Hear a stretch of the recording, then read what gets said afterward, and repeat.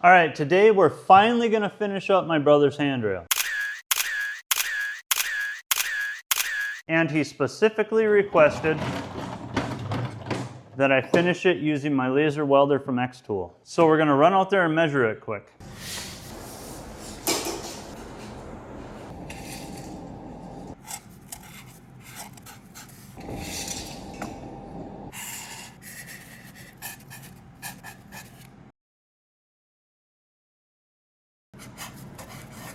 All right, since we have a slope of 37 degrees, I need to set my chop saw to 18.5. And to do that, I'm just gonna line the base of the protractor up with the insert of the saw blade and turn my fence until it touches the protractor. Lock that in. I'm gonna run this one a little bit long. That way I can get an 8" and a 10" out of this one piece.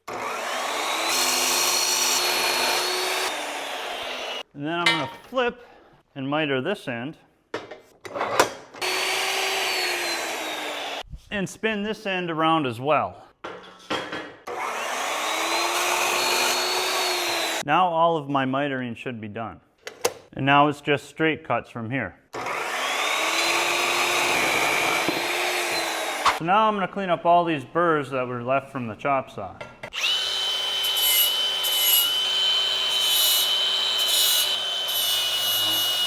And for this, I'm using 1/4" plate.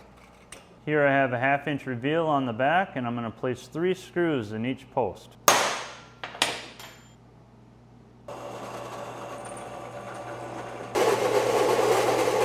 Hopefully I countersunk that enough. So I'm going to weld everything up using my 800-watt laser welder from xTool. In the previous video, I was struggling with it. I've had some practice. I've gotten a lot better. Now I'm going to set my protractor to 37 degrees. Then I'm going to line this up, make sure everything's kosher.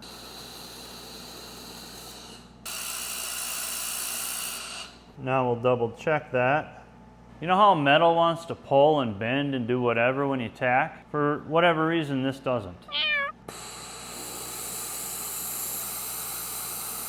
And then you can lay these nice little beads. And it makes for a really nice cleanup process. So I'm going to weld this foot pad on and then we can go test fit everything. And line everything up with these scratch marks I made. I mean, that's quite the improvement from the last video.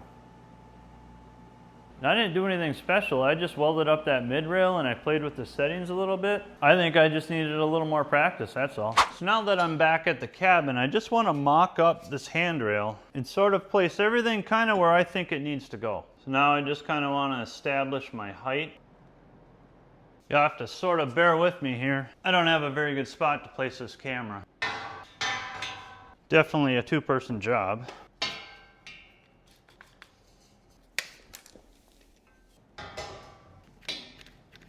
So from here on out, it's just going to be move this over a little bit, drop it down, fix that post, slide this top piece over.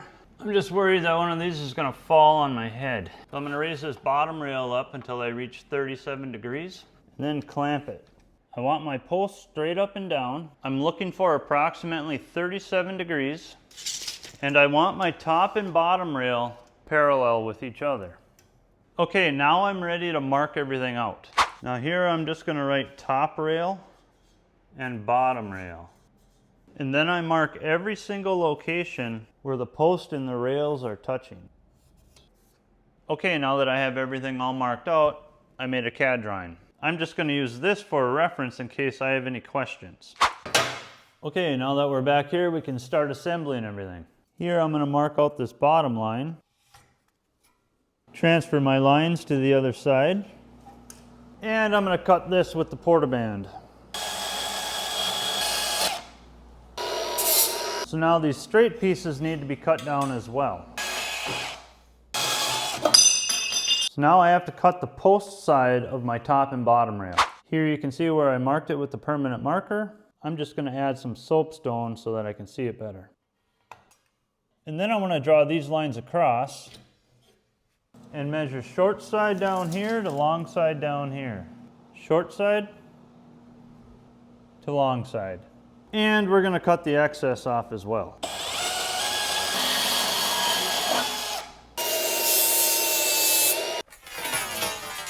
Now we're going to use that measurement we just took, and we're going to cut 5 pieces, short side to long side.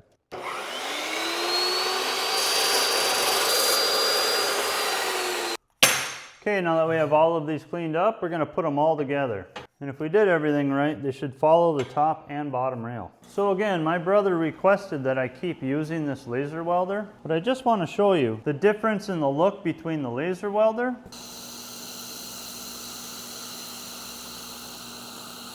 and wire feed.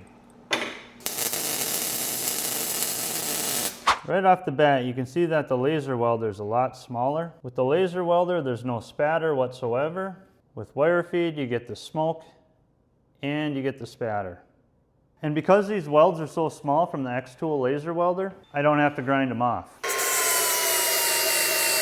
Where I typically do when I'm doing interior hand railing and I'm using wire feed.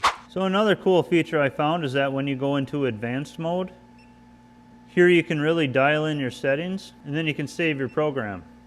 Then you get a little wider bead and it's nice and flat. It's awesome, I'm really liking it. And if you want to learn more, check out the description below. Now here I have my top rail lined up with the edge of my bench, and from this 90-degree corner I came over 13 inches and ran up 17 1/4. If I run over 13 and I come up 17 1/4, and I take 17.25 and I divide that into 13, and then I take the arc tangent of that, I get 52.997 degrees. And we want this leg to be 53. Now I can run this bottom rail up to my marks.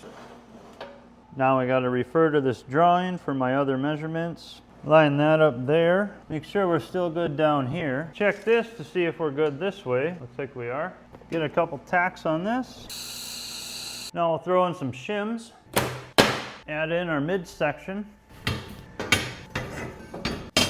Now I was going to cut a spacing block, but I think I'll just measure each one. Oddly enough, this equals to 4 inches out here and 3 inches in here, evenly spaced. It's just me being lazy. I don't want to run all the way back out to the pole building.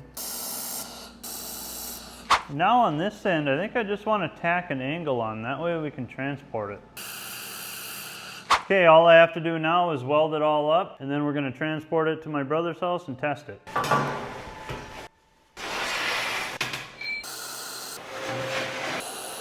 And before we head out there, I want to show you something. Some of you were asking how the xTool laser welder works on gaps. I stopped halfway through and I wanted to show you. I think it does a great job. But I'll finish with that root pass and I'll make a couple cover passes and I'll show you what it looks like. So real quick, I just want to show you how nicely this thing is made. Starting with the inside. We have 2 drive rollers. It holds a 4 or 8 inch spool. Nice latch on the door. Emergency stop. This company seems to have taken a little more pride in the way that they built everything and the components that they used. Even the gun seems to be really well built. So I mean, they even took the time to make a nice holster for your gun. There's one cover pass, then I'll run one on each side of that. There you have it. Hopefully it fits. Jackson, you want to grab some clamps?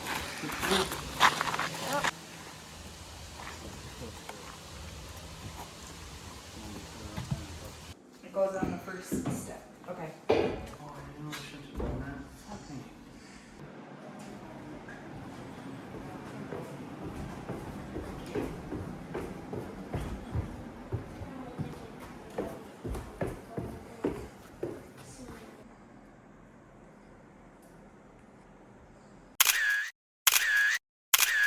Well, hopefully you guys enjoyed the video and hopefully my brother likes his handrail. After he gets it painted, I'm going to do one more video and we're going to weld everything together using the laser welder. That's another great thing about the laser welder is that the heat affected zone is so small in comparison to your traditional welder. And again, big shout out to xTool for making this video possible. My brother really thanks you. Again, if you want to learn more about the laser welder, check the description below. And as always, thanks for watching. That's it for this one. I'll see you on the next.